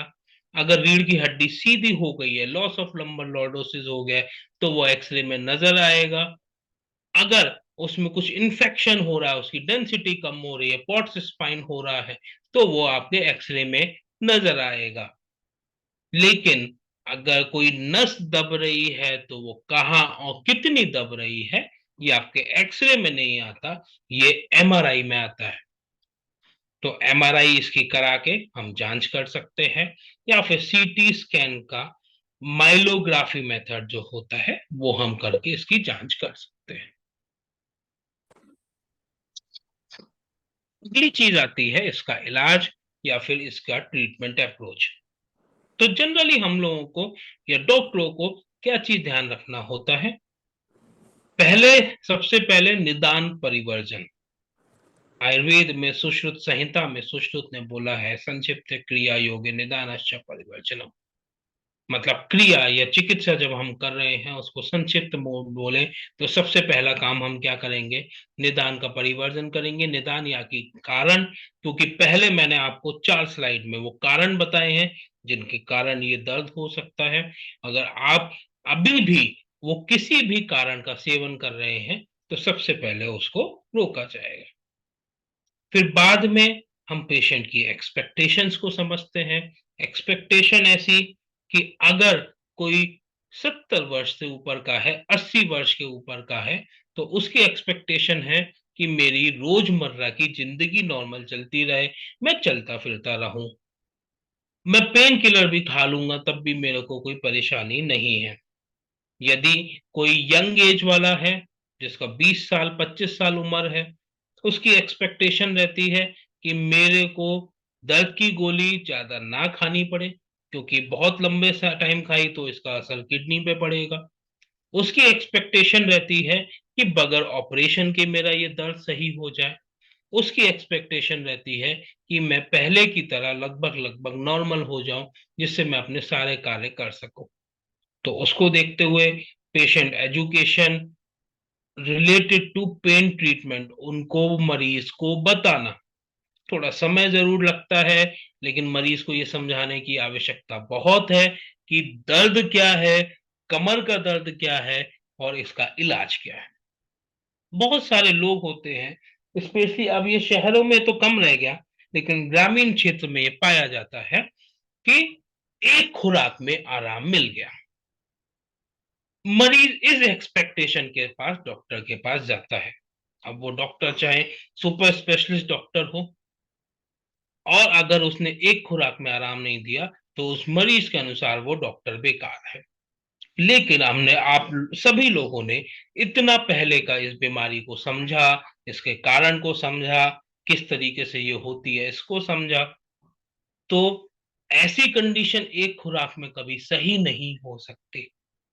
तो लोगों को ये समझाना जरूरी है कि ये एक खुराक वाली बीमारी नहीं है। दूसरा चीज, पेन किलर के चक्कर में ना पड़े। अगर आप कहीं गिर जाते हैं, पैर में कोई चोट लग जाती है, एक हफ्ता लगता है उसको सही होने में। अगर एक हफ्ता आपको दर्द ज्यादा है, आपने पेन किलर ले लिया, कोई समस्या नहीं। पेन किलर बेसिकली क्या करेगा कि एक प्रोस्टाग्लैंडिन करके केमिकल निकल रहा है, वो एक रिसेप्टर से बाइंड हो रहा है, जिससे सिग्नल ऊपर जा रहे हैं। पेन किलर उस बाइंडिंग को रोक देगा, एक तरीके से वो आपके दर्द के एहसास को खत्म कर देगा। दर्द का एहसास खत्म होना, या कुछ अलग शब्दों में कहें, आप एक नशे में रहेंगे। तो जब तक उस पेन किलर का या उस नशे की गोली का आप पर नशा रहेगा, तब तक आपको दर्द का एहसास नहीं होगा और आप सही चलते रहेंगे। तो यहाँ पे समस्या क्या आती है कि ये समस्या एक हफ्ते, 2 हफ्ते की या एक महीने की नहीं, ये कई सालों की समस्या हो सकती है। और इतने साल यदि पेन किलर लगातार खाया गया तो वो आपके शरीर को बहुत बुरी स्थिति में पहुंचा सकते हैं। दूसरी समस्या, जब हम पेन किलर खाते हैं और उसके नशे में आते हैं, तब हम अपना वास्तविक स्थिति भूल जाते हैं। हमारे दर्द था, लेकिन हम नशे में थे और हम ओवर यूज करने लगते हैं। तो उसके ओवर यूज करने के कारण वो दर्द और ज्यादा बढ़ जाता है। हमको कहीं ना कहीं इस ट्रीटमेंट की कॉस्ट इफेक्टिवनेस को भी देखना है कि ये मर्ज तो बहुत कॉमन है, पर वो मरीज के घर को ना बिकवा दे, ये हमें ध्यान रखना है। क्योंकि हर घर में कोई ना कोई मरीज मिल जाएगा इस मर्ज का। तो जब हम इसका इलाज करें तो इसका इलाज बहुत ज्यादा महंगा ना हो। फिर अननेसेसरी सर्जरी की तरफ मरीज को ना भेजना है, और उसको जाने से रोकना है और समझाना भी है। सर्जरी हर चीज का इलाज नहीं होता। जैसे मैंने ऑलरेडी बताया कि कमर में गठिया है, तो उसमें सर्जरी कुछ नहीं कर सकती। अगर डिस्क बल्ज हल्का फुल्का है तो सर्जरी की आवश्यकता ही नहीं है। तो इस केस में हमको इससे बचना है। और मैंने अपनी प्रैक्टिस में देखा है, हमारे पास कई सारे मरीज ऐसे आते हैं जो सर्जरी करवा लिए और उसके बाद में उनको ये रोग फिर से हो गया। तो अगर एक जगह गद्दी बड़ी हुई थी, उन्होंने वहां की सर्जरी करवाई। ज्यादातर लोगों को 2 जगह, 3 जगह या 4 जगह डिस्क बल्ज की समस्या होती है। तो वो कहाँ कहाँ तक की सर्जरी करवाएंगे, ये निर्णय उनको लेना होगा, या फिर वो कोशिश करेंगे कि वो अपनी बीमारी को जल्दी से जल्दी सही कर सके। अब बात आती है आयुर्वेद या पंचकर्म द्वारा इसका सरल, सफल और सटीक उपचार की। आयुर्वेद इस बीमारी में करता क्या है? आयुर्वेद में जनरली पेन किलर का प्रयोग नहीं होता है, ना कोई डायरेक्ट पेन किलर का वर्णन है। पेन किलर यानी कि ऐसी दवा जो डायरेक्टली आपकी जो क्षमता है दर्द की, या फिर जो दर्द आप सहन कर रहे हैं उसको दूर कर दे, जो दर्द का आपको सेंसेशन नहीं होगा और आराम आ जाएगा। आयुर्वेद में कुछ दवाइयां होती हैं जो कि वातहर हैं। अगर वात और कफ बढ़ा हुआ है तो वात कफहर है। कुछ काढ़े हैं जो वातहर हैं, जिनका हम प्रयोग करते हैं, चाहे वो गोलियों में त्रयोदशांग गुग्गुल हो, योगराज गुग्गुल हो, या महायोगराज गुग्गुल हो। तो मरीज की अवस्था के अनुसार उसका निर्धारण किया जाता है। काढ़ों में बेसिक कुछ, चाहे वो दशमूल काढ़ा हो या लासना सप्तक कषाय हो, और अगर मरीज को नरिशमेंट की भी आवश्यकता है या वात वृद्धि उसकी धातु 6 जन्य हो रही है, तो वो बलारिष्ट हो या अश्वगंधा रिष्ट हो, उसका भी हम लोग प्रयोग करते हैं। साथ साथ कुछ ऑयल दिए जाते हैं अप्लाई करने के लिए, कुछ लिनामेंट दिए जाते हैं अप्लाई करने के लिए। अगर बीमारी नई नई है, इनिशियल स्टेज है, तो आमज अवस्था में है, तो उस केस में ऑयल ना लगा करके लिनामेंट का प्रयोग किया जाता है। हम कुछ थेरेपी की बात करें तो दर्द अगर हल्का फुल्का है, अगर वो साइटिका ना हो के केवल कमर दर्द है, तो जैसे मैंने पहले बताया था कि सिकाई वो इसमें लाभ दे सकती है। तो पूरे बॉडी की सिकाई या फिर उस हिस्से की सिकाई। सिकाई के लिए अगर आम ज्यादा है, सूजन ज्यादा है, तो हम रूक्ष सिकाई यानी कि चूरन की पोटली बना के, नमक की पोटली बना के या रेत की पोटली बना के उसको गर्म करके हम उसकी सिकाई कर सकते हैं। अगर दर्द ज्यादा है, भारीपन कम है और वो मरीज का ऑलरेडी 2-3 दिन ये रूक्षण हो चुका है, तो उस केस में हम स्थानिक स्नेहन करेंगे और स्वेदन करेंगे, जिसमें तेल का प्रयोग किया जाता है। जिसमें आप एक जो फोटो देख रहे हैं वो कटी बस्ती का है, कि कमर के हिस्से में जहां पूरी समस्या थी उस हिस्से को आटे से कवर करके फिर उसमें तेल भर के रखा जाएगा। ये तेल इसमें गर्माहट देगा, इसके मेडिसिन का इफेक्ट होगा, इसको स्निग्ध बनाएगा। ये जितनी भी चीजें होती हैं ये सब अंशकालिक या टेम्परेरी होती है। अब कोई भी सिकाई करे, फिजियोथेरेपी में भी सिकाई होती है, तो अगर दर्द हल्का फुल्का है तो इन सिकाई से लाभ पूरी तरीके से मिल जाएगा। अगर मॉडरेट है या ज्यादा है तो वो थोड़ा सा थोड़े टाइम के लिए तो लाभ दे सकता है, लेकिन लंबे समय तक नहीं। शरीर में हर घाव को भरने की क्षमता होती है, तो यदि कमर में भी किसी प्रकार का घाव बना है तो शरीर उसको भी भर सकता है। यदि कुछ कारण है जो उसको ये कार्य करने से रोक रहे हैं, कुछ दोष हैं जो ये सब कर रहे हैं, तो हम उन दोषों को शरीर से बाहर निकाल देते हैं, जिसको पंचकर्म बोलते हैं। तो पंचकर्म बेसिकली एक आयुर्वेद की ऐसी चिकित्सा है जिसके लिए बोला गया है ना तेषाम पुनरुद्भवा, यानी कि हम ऐसी चिकित्सा करें, ऐसा ट्रीटमेंट करें कि वो दोबारा से हो ही ना, या फिर हम जो रोग का मूल है, जो कारण है, उसको पकड़ करके शरीर से बाहर निकालें। तो इस केस में कमर के दर्द में या साइटिका में बस्ती कर्म, जिसमें निरु और अनुवासन बस्ती होती है, बहुत ही ज्यादा इफेक्टिव पाया गया है। ट्रीटमेंट का कॉस्ट बहुत ज्यादा नहीं होता, तो ये ट्रीटमेंट आप सरल तरीके से कर सकते हैं। ये बहुत ज्यादा लाभकारक है, तो ये सफल भी हो सकता है। और अगर आपका डॉक्टर कुशल है तो लगभग 99% केसेस में वो सटीक उपचार कर सकता है। आपको आराम हो सकता है 5 दिन में मिले या 10 दिन में मिले या 6 महीने में मिले, क्योंकि जैसा आपको बताया कि कुछ बीमारियां जिसमें काफी लंबे समय बाद आराम मिलता है, आप उसको समझें और जो भी दिशा निर्देश आपके डॉक्टर द्वारा दिए गए हैं उसको पूर्णतः फॉलो करें। बीच में हम थोड़ी सी बात करेंगे हमारे हॉस्पिटल के बारे में, थोड़ा समय और रुक के रहें, क्योंकि अभी हमारा एक टॉपिक बचाव, योग और घरेलू उपचार बाकी है। काया बंधु creating excellence in health care हमारा एक हॉस्पिटल जो बरेली उत्तर प्रदेश में है, जो एक नई दिशा में चल रहा है, आयुर्वेद और एलोपैथ को कंबाइन करके ट्रीटमेंट करने में या फिर इंटीग्रेटेड हेल्थ में। हमारे जो संस्था के फाउंडर हैं, जिसमें से एक मैं डॉक्टर अनिमेश और दूसरे डॉक्टर दिनेश, जो इस आइडिया को लेकर के आए कि मरीज को एक्चुअली चाहिए क्या।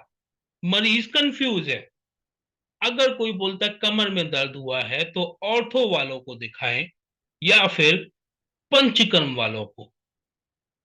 अगर ऑर्थो वाले उसको पेन किलर दे रहे हैं तो उस टाइम पे पेन किलर खाएं या फिर किसी पंचकर्म वाले के पास जाके पंचकर्म करवाएं। अगर उसको घुटने की दर्द के लिए घुटना रिप्लेस करने को बोला गया है तो रिप्लेस करवाएं या फिर दूसरे तरीके से उसको कम करने का प्रयास करें। तो इस कंफ्यूजन को ही कम करने के लिए हमने एक छत के नीचे आयुर्वेद और एलोपैथ और नेचुरोपैथी और होम्योपैथी और फिजियोथेरेपी, इन सभी विधाओं के डॉक्टरों को एक साथ लाने का प्रयास किया है। तो काया बंधु में आपको हर प्रकार का इलाज मिलने के साथ साथ वो सटीक राय मिलेगी कि आपकी बीमारी क्या है और उसका इलाज कैसे होगा। अगर किसी को एक के साथ ज्यादा बीमारियां हैं तो उसका इलाज कंबाइन करके अगर किया जा सकता है तो वो हम कर सकते हैं। ये किस प्रकार से काया बंधु जो एक सोच थी सन 2020 में जब कोविड आया, तो कोविड में हमने ये देखा कि काढ़े पीने से भी लोग सही हो रहे थे और आईसीयू जाने से भी। लेकिन आईसीयू और काढ़े के बीच में दूरी बहुत ज्यादा थी। तो उस दूरी को कम करने के लिए हमने जनवरी 2021 में अपना पहला हॉस्पिटल चालू किया, जो शुरुआत में केवल एक आयुर्वेद का हॉस्पिटल था, काया बंधु मल्टी स्पेशलिटी आयुर्वेद हॉस्पिटल। उसी के अगले साल हमने उसकी एक ब्रांच, जिसको वेलनेस सेंटर बोलते हैं, वहां पे आप अगर रोगी हैं तभी आए ऐसी आवश्यकता नहीं। आप चाहते हैं आप रोगी बने ही ना, आप वेलनेस चाहते हैं, आप योगा के माध्यम से, नेचुरोपैथी के माध्यम से, पंचकर्म के माध्यम से अपने शरीर की क्षमता को बढ़ाना चाहते हैं, तो आप वहां आ सकते हैं। तो मई 2022 में वो पहली वेलनेस सेंटर की ब्रांच खुली गई और इसी साल मई 2023 में हमारा हॉस्पिटल में इंटीग्रेटेड विंग लॉन्च किया गया। इंटीग्रेटेड विंग यानी कि orthopaedic surgeon, laparoscopic surgeon, critical care expert, pathologist, ये सभी एक्सपर्ट आयुर्वेद के डॉक्टर, जिसमें पंचकर्म विशेषज्ञ, काय चिकित्सा विशेषज्ञ, प्रसूति एवं स्त्री रोग विशेषज्ञ और नेचुरोपैथी के डॉक्टर और फिजियोथेरेपी और होम्योपैथी के डॉक्टरों के साथ मिलकर के अनूठे ढंग से इलाज करते हैं। अभी तक हमारी 2 ब्रांचेस रेगुलर वर्किंग में है, जिसमें काया बंधु हॉस्पिटल और काया बंधु वेलनेस सेंटर, और बहुत ही जल्द हम काया बंधु हेल्थ रिसोर्ट लाने वाले हैं, जहां पे लोग एक टूरिज्म करें अपने अच्छे स्वास्थ्य के लिए। पिछले 2.5 साल के आंकड़े हमारी कार्य क्षमता को दर्शाते हैं। अभी तक 5,000 से ज्यादा मरीज सही किए जा चुके हैं ऑन रिकॉर्ड। 10 से ज्यादा अधिक डॉक्टर हमारे साथ हमारे टीम में है। 3,000 से अधिक थेरेपी की जा चुकी है। और जिस प्रकार से आज मैं कायाबंधु की ओर से आपका एक लेक्चर ले रहा हूं, आपको एक जानकारी देने का प्रयास कर रहा हूं, तो उसी प्रकार से हम लोग एक पब्लिक अवेयरनेस कैंपेन चलाते हैं, आयुर्वेद संवाद या फिर इस तरीके के कैंप्स ऑर्गेनाइज करते रहते हैं, पब्लिक लेक्चर ऑर्गेनाइज करते रहते हैं। और ये कहते हुए हमको गौरवान्वित महसूस हो रहा है कि अभी तक 50,000 से अधिक लोगों से फिजिकल या डिजिटल माध्यम से हम जुड़ चुके हैं, उनको लाभ प्रोवाइड कर चुके हैं। क्योंकि जब कोई नया कार्य चालू होता है तो नई जॉब्स भी जनरेट होती हैं। तो 30 से अधिक एम्प्लॉय इस समय काया बंधु में काम करते हैं और हमारी सोच है कि ये काया बंधु अभी और आगे बढ़े। इसका इनोवेशन के द्वारा, एसओपी के द्वारा, एक स्टैंडर्डाइजेशन के द्वारा, एक फ्रेंचाइजी मॉडल पे इसको आप लोग जो अलग अलग शहरों से देख रहे हैं, कुछ लोग अगर अलग देश से भी देख रहे हैं, वहां पहुंचाने का प्रयास किया जाए। शरीर की चीज, घरेलू उपचार या बचाव या योग, ये बेसिकली करेगा क्या? ये हेल्प करेगा हमको माइल्ड या मॉडरेट पेन को कम करने के लिए और हमको ऐसी परेशानी ना हो उसके लिए। तो सबसे पहली चीज आती है रेस्ट। किसी के कमर में दर्द हुआ तो सबसे पहला काम उसे क्या करना है, उसे रेस्ट करना है। क्योंकि अगर आप फिर काम करते रहे बॉडी पे लोड डालते रहे तो आपकी स्थिति बद से बदतर हो सकती है। दूसरा, इसमें जो रेस्ट है ये डॉक्टर डिसाइड करेगा कि वो 1 हफ्ते का होगा या 1 महीने का होगा, या किसी किसी में 2 से 3 महीना भी कंप्लीट बेड रेस्ट बोला जाता है, उसकी शरीर की और व्याधि की क्षमता के आधार पे। दूसरी चीज आती है आइस पैक या हीट पैक। तो या तो यहाँ पे सूजन होगी या दर्द होगा, तो बेसिक सा फॉर्मूला याद रखना है, गर्म है तो ठंडा लगाओ, ठंडा है तो गर्म लगाओ। तो अगर नई नई सूजन होती है, वो हिस्सा गर्म हो रहा होता है, तो सिंपल बर्फ को एक कपड़े में लेके उससे सिकाई करनी है। अगर दर्द पुराना हो गया है, दर्द करता है, सूजन नहीं है, वो हिस्सा गर्म नहीं है, तो आपको एक कपड़ा गर्म करके या फिर बालू गर्म करके, कुछ नहीं है तो हीटिंग पैड लेके उसको हीट दे करके उसकी सिकाई करनी है। कई बार ये केवल स्ट्रेचिंग से सही हो जाता है। तो एक बेसिक स्ट्रेचिंग का फोटो आप स्क्रीन पर देख सकते हैं कि किस तरीके से हम कमर को स्ट्रेच करके इसका दर्द दूर कर सकते हैं। स्पेशली वो लोग जो घंटों घंटों ऑफिस में बैठने का काम करते हैं, मेरी उनको सख्त हिदायत है कि हर 45 मिनट के बाद में एक 5 मिनट का ब्रेक जरूर लें। वो 5 मिनट में वो उठें, अपनी पोजीशन चेंज करें और जहां जहां दर्द हो रहा है वहां की स्ट्रेचिंग करें, तो उनकी दर्द पूरी बीमारी बनने से रोका जा सकता है। स्ट्रेचिंग करते वक्त एक चीज का और विशेष सावधानी देनी है कि ये मूवमेंट कोई जल्की मूवमेंट नहीं होना चाहिए। अचानक से कूद कूद के मुड़ना ये बिल्कुल भी एक्सेप्टेबल नहीं है। अगली चीज आती है मसाज। अगर क्रैम्प है, जो रीढ़ की हड्डी के आसपास की जो मांसपेशी है वो अकड़ रही है, तो सिंपल तेल की मालिश मालिश आपको बहुत हेल्प करेगी। एक इप्सम सॉल्ट आता है, अगर सूजन ज्यादा है तो इप्सम सॉल्ट डाल करके पानी में आप उससे सिकाई कर सकते हैं। और जो पोस्चर पे हम बात कर ही लिए, चाहे वो बैठते वक्त हो, खड़े होते हुए हो, या फिर कोई वजन उठाते हुए हो, हमको एक प्रॉपर पोस्चर मेंटेन रखना है। न्यूट्रल पोस्चर मेंटेन करने पे स्ट्रेन जो है मसल्स पे वो बहुत कम हो जाता है। कुछ और जो घरेलू उपचार हम यूज कर सकते हैं उसमें एक इम्पॉर्टेंट है योगा या फिर ताई ची। इस प्रकार का कोई भी हम एक्सरसाइज या आसन करें। हम अगर आसन रेगुलरली करते रहते हैं तो उससे फ्लेक्सिबिलिटी बढ़ती है, स्ट्रेंथ बढ़ती है, मसल का बैलेंस बढ़ता है, जो इस बीमारी को होने से आपको रोक सकता है, और अगर आपके दर्द है तो वो कम कर सकता है। आसन में पहले तो मैंने सोचा था कि पूरा डिटेल में बताऊं, लेकिन आज योगा के सेशन में ही दीपशिका जी ने भुजंग आसन करते वक्त आपको स्पेशली बताया था कि कमर में दर्द अगर ज्यादा हो तो ये आसन आप करेंगे, उससे आपको आराम मिलेगा। पूरा का पूरा सांस आप अंदर खींच सकते हैं। तो भुजंग आसन, शलभ आसन, इस प्रकार के आसन या सेतु बंद आसन कमर के दर्द में या साइटिका में हेल्प करते हैं। जैसे हम एक नियम से दिन में 2 बार या 3 बार खाना खाते हैं, वैसे ही अगर आपको ये परेशानी हुई है तो नियम से दिन में 2 बार या 3 बार एक्सरसाइज करना चाहिए। सोना बहुत इंपॉर्टेंट है क्योंकि हम जीवन का एक बड़ा काल सोने में बिता देते हैं। तो जिस चीज पे हम सो रहे हैं, जिस गद्दे पे सो रहे हैं, जिस मैट्रेस पे सो रहे हैं, वो आपके शरीर में कोई एक्स्ट्रा दबाव ना डाल रही हो।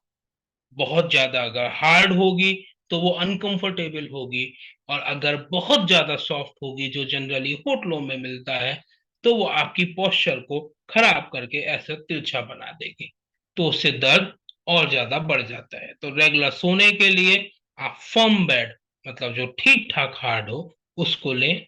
और अगर आपको ये दिक्कत हो गई है तो इस चीज का विशेष सावधानी दें। अगर आपको सो के जब उठे तब दर्द ज्यादा हो रहा है तो सबसे पहले जा करके अपना गद्दा चेक करें। एक प्रॉपर बॉडी वेट मेंटेन करना जरूरी है, क्योंकि जितना एक्स्ट्रा बॉडी वेट होगा वो सभी प्रेशर हमारी मांसपेशियों पे पड़ेगा और ये समस्या हो सकती है। एक्टिव रहने की कोशिश करें, रेगुलर फिजिकल एक्टिविटी करते रहें, जिससे हमारी मसल को एक स्ट्रेंथ मिलती रहेगी और रिस्क कम हो जाएगा ये सब परेशानी होने का। कुछ एक्सरसाइज आप अपने स्क्रीन पे देख सकते हैं, जैसे बर्ड डॉग पोज या कैट कैमल पोज, जिसमें आप घुटने और हाथ के बल बैठ करके फिर कमर को नीचे की तरफ दबाएं, फिर ऊपर की तरफ दबाएं। ये 4 नंबर में आप देखेंगे कि ये कैसे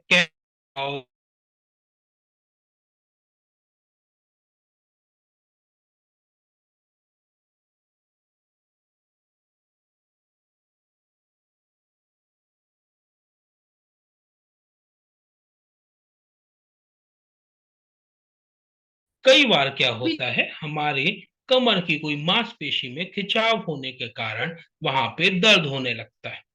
तो वो खिंचाव को हम कैसे दूर कर सकते हैं? नी टू चेस्ट स्ट्रेच के द्वारा।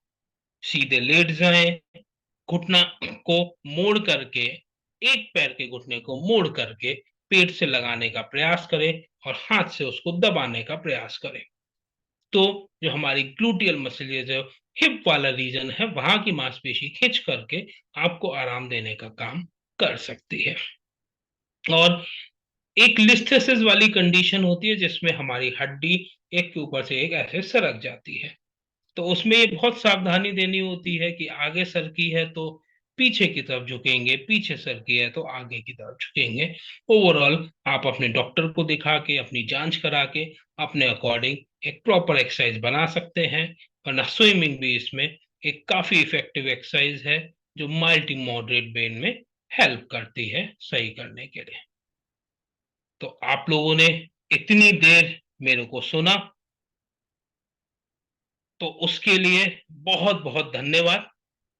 कोई भी क्वेश्चन हो तो वो आप मेरे से पूछ सकते हैं। मेरा फोन नंबर 96 32 32 41 41, 9632324141। आप मेरे को दिन के समय कभी मैसेज भेज सकते हैं, बहुत जरूरी हो तो कॉल कर सकते हैं। अपने कोई मेल हो तो kayabandhu@gmail.com पे आप मेल करिए।